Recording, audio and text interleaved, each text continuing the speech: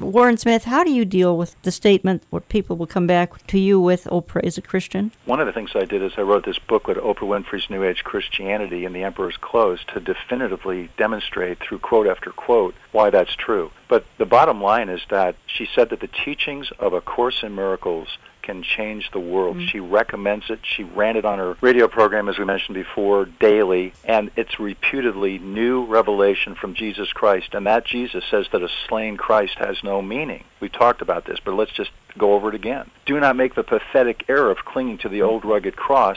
The recognition of God is the recognition of yourself. Now, you tell me, does that sound like biblical Christianity? Of course not. This is Antichrist. And the Christ of A Course in Miracles says that if you oppose his teachings, you're Antichrist.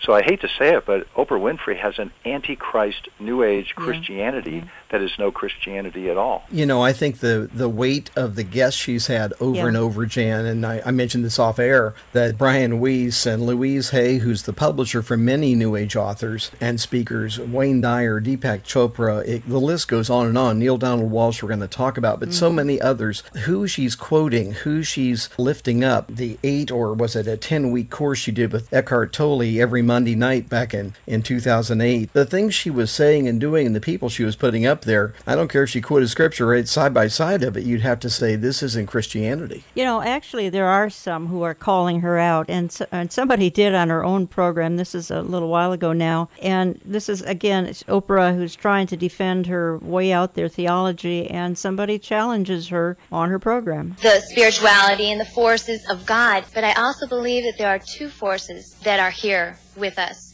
That we do have our God that we can depend on, but there's also a power of darkness. One of the mistakes that human beings make is believing that there is only one way to live, that we don't accept that there are diverse ways of being in the world, that there are millions of ways to be a human being. Then how do you please God? And many ways, but many paths to what you call God. And her path might be something else, and when she gets there, she might call it the light. But her loving and her kindness and her generosity brings her, if it brings her to the same point that it brings you, it doesn't matter whether she called it God along the way or not. And I guess the danger that could be on that, I mean, it sounds great on the onset, but if you really look at both sides, there couldn't possibly be just one way. What about Jesus? What about Jesus? There is one way and only one way, and that is through Jesus. There couldn't possibly be with because millions of people say in the there world. isn't. There couldn't possibly be. Because you say, you intellectualize it and say there isn't. If you don't believe that, you're all buying into the lie.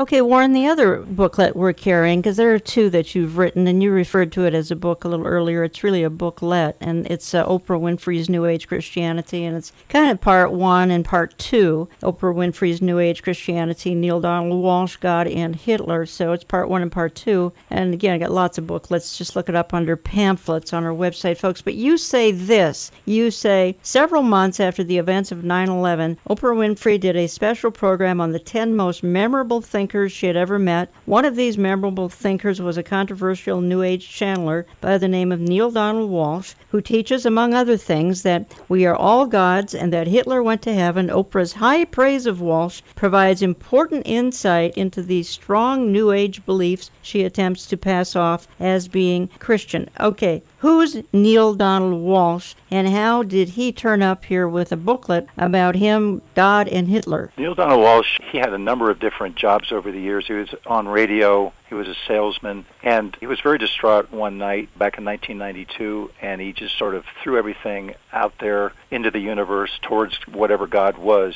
and a voice came back, and it started talking to him and within him. And he wrote everything down, the conversations that they had, and these books, Conversations with God, became #1 bestsellers on the New York Times bestseller list. They've been around for a long time. I think the first one was published in 1995. These books purport to be real conversations that Neale Donald Walsch had with God, and they all teach the same thing that Oprah's teaching. As a matter of fact, Neale Donald Walsch co-partnered with Marianne Williamson to form what was called the Global Renaissance Alliance of New Age Leaders with Deepak Chopra, Wayne Dyer, Barbara Marx Hubbard, and a number of others. It's now called the Peace Alliance. They've morphed into the Peace Alliance, and these New Age leaders have really sponsored a bill that's before Congress to establish a peace department, cabinet level, and it's all run run by this whole New Age motivation. So Oprah Winfrey ran a very short clip, I think it was in January of 2002, just after 9/11. She played a short, innocent clip of Neale Donald Walsch just making some statement. And it came from an interview. She didn't say this, but it came from a 2-hour interview that she had done with Neale Donald Walsch that had been unaired for several years. And the reason that it was unaired is because her staff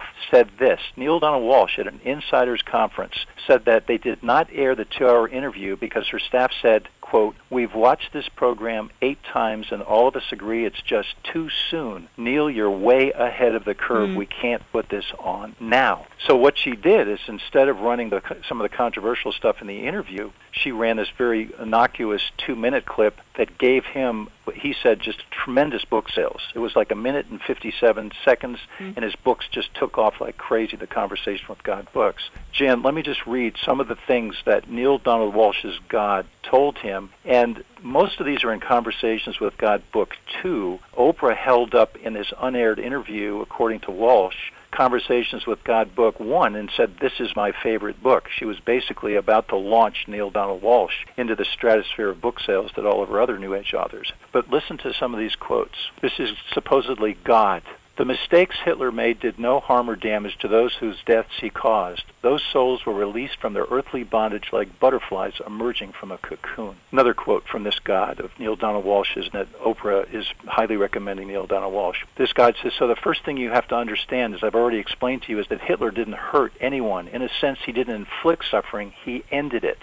And then I tell you this, at the moment of your death, you will realize the greatest freedom, the greatest peace, the greatest joy, and the greatest love you've ever known. Shall we therefore punish Brer Fox for throwing Brer Rabbit into the briar patch?" Walsch, in his insiders conference that we actually had somebody attended that and was able to take down what Walsch said in that conference, he recognized that these statements by his God were troublesome to most people, as they well should be. And so he came up with a defense, trying to defend why, and this is another quote from his God, that Hitler went to heaven. So, I looked at this whole thing, and, some people would say, oh, Neale Donald Walsch just made the whole thing up and he was trying to get a best-selling book. I don't think so. I don't think he would inject that kind of rhetoric into a book that, it's a no-brainer that that's going to cause controversy. I think that the Antichrist spirit behind the New Age is setting up a framework where it will look like someday he's doing God a favor by killing people who don't go along with him. And you know what? That's exactly what Jesus said in the Bible. He said there'll come a day, that's right,